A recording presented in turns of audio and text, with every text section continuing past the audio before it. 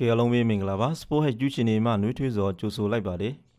ကျွန်တော်ရဲ့စပို့ဟက်ကျူးရှင်တွေဆိုရင်ဖြင့်အားကစားသတင်းနဲ့ဝန်ချန်ပီယံရှိ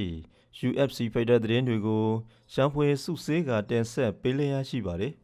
ကျွန်တော်ရဲ့စပို့ဟက်ကျူးရှင်တွေကိုအားပေးရှင်ဆိုရင်တော့ Subscribe လုပ်ပြီးတော့ Notification ခေါင်းလေးကိုတကြည်နှိပ်ပေးတော့ဖို့မိတ်ဆွေများကိုအသိပေးလိုက်ရပါတယ်နေ့စဉ်နေ့တိုင်းပြောင်းလဲနေတဲ့အားကစားသတင်းတွေနဲ့ဝန်ချန်ပီယံရှိ UFC Fighter သတင်းတွေပဲဖြစ်ပါတယ်တဖြည်းဖြည်းနဲ့တိုးတက်လာတဲ့မြန်မာဖိုက်တာတွေပဲအကြောင်းလေးပဲဖြစ်ပါတယ်။ဖြစ်ဖြစ်နဲ့1 Championship UFC မှာနေရာရရှိလာတဲ့မြန်မာဖိုက်တာလေးတွေအကြောင်းပဲဖြစ်ပါတယ်။1 Championship စင်မြင့်ထက်ကမြန်မာဖိုက်တာ2ဦးကိုကျွန်တော်တို့တောက်ကြနေ့16ရက်2လပိုင်း2024ညနေမှာကြည့်ရမှာဖြစ်ပါတယ်။အဲ့ဒါကတော့စိုးလင်းဦးနဲ့တင်စင်တို့ကမြန်မာကိုစားပြုဖိုက်တာအနေနဲ့ထိုးသက်ကြမှာဖြစ်ပါတယ်။ပွဲရှင်ကတော့ဒီည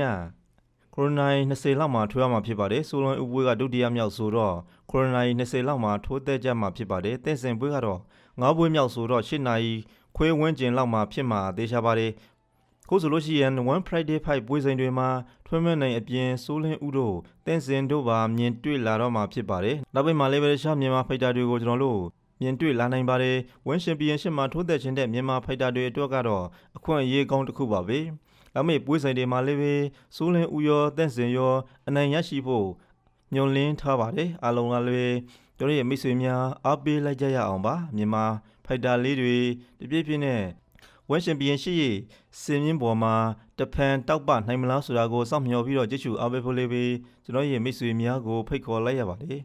နောက်တစ်ခါတော့ကျော်ရှုဝေါ်ဘန်အကြောင်းအနေငယ်လေးပဲဖြစ်ပါတယ်ဒုက္ခတွေဘောမှာ UFC Fighter စင်မြင့်ပေါ်သို့ရောက်ရှိလာတဲ့ကျော်ရှုဝေါ်ဘန်ရဲ့အကြောင်းအနေငယ်လေးပဲဖြစ်ပါတယ်ကျော်ရှုဝေါ်ဘန်ကိုစေလဘန်10ရက်နေ့2001ခုနှစ်ရှင်းပြည်နယ်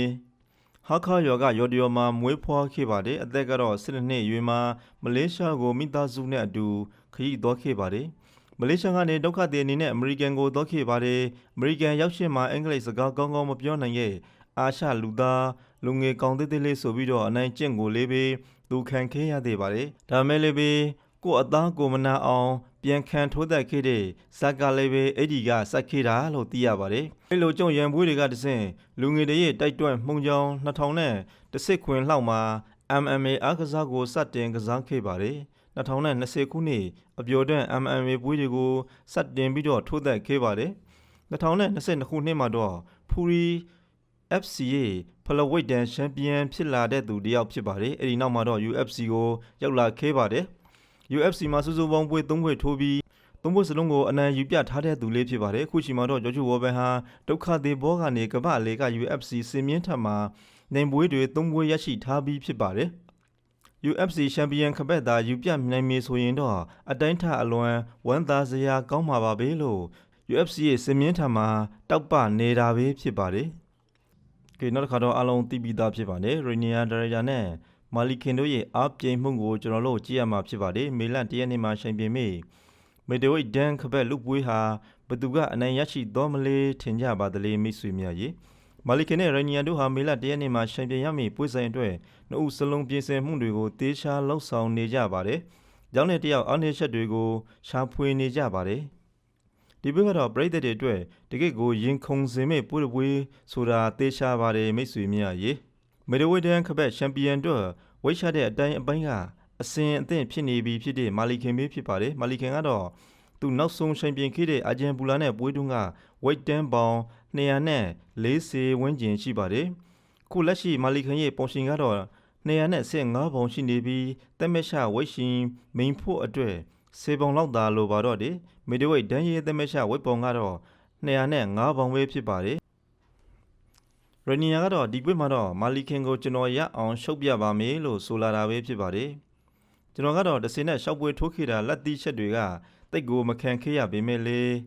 မာလီခင်နဲ့တွေ့မှရုပ်ပြဆင်းပြရှုံးကကျွန်တော်အတော်လေးကိုခံစားခဲ့ရပါတယ်အဲ့ဒါတော့မာလီခင်ကိုရှုပ်ပြနိုင်ဖို့အတွက်နေ့စနစ်တစ်တွေကိုကျွန်တော်လက်လာသင်ယူနေပါတယ်လို့ဆိုလာပါတယ်နောက်တစ်ခါမှာတော့ရနီယာကိုကြည့်မရလို့မာလီခင်ကိုယ်တိုင်ကပွဲတွေလာတောင်းတယ်လို့ဆိုခဲ့တာပဲဖြစ်ပါတယ်1 Championship CEO ရှန်ထရီကမာလီခင်ဟာရီနီယာကိုကြည့်မရလို့သူကိုယ်တိုင်ပွဲတွေလာတောင်းဆိုခဲ့ပါတယ်လို့ဆိုလာတာပဲဖြစ်ပါတယ်မာလီခင်နဲ့ရီနီယာတို့ဟာမေလ1ရက်နေ့မှာချန်ပီယံရမှာပါ ဆိုပါပွဲဆိုင်တော့နှစ်ဦးစလုံးပြင်ဆင်မှုတွေကိုတေချာလှုပ်ဆောင်နေကြပါတယ်ရနီယာနဲ့မာလီကန်တို့ရဲ့အပြိုင်မှုကိုကျွန်တော်တို့မေလ1ရက်နေ့မှာကြည့်ရမှာဖြစ်ပါတယ်ဘသူကအနိုင်ရရှိသွားမလဲရနီယာကများရှုံးကြွေးကိုပြန်ဆက်နိုင်မလားသို့မဟုတ်မာလီကန်ကပဲရနီယာကိုဒုတိယမြောက်ပြင်ပြီးတော့ရှေ့ပတ်နိုင်မလားဆိုတာကိုစောင့်မျှော်ပြီးတော့ကြည့်ရှုအားပေးဖို့လေးပဲကျွန်တော်ရဲ့မိတ်ဆွေများကိုဖိတ်ခေါ်လိုက်ရပါတယ်အဲ့ဒါကြောင့်နေ့စဉ်နေ့တိုင်းပြောင်းလဲနေတဲ့အားကစားသတင်းတွေနဲ့ဝင်းရှင်ဘီယန်ရှိ UFC ဖိုက်တာသတင်းတွေအနည်းငယ်ကိုမျှဝေတင်ဆက်ပေးလိုက်ရပါတယ်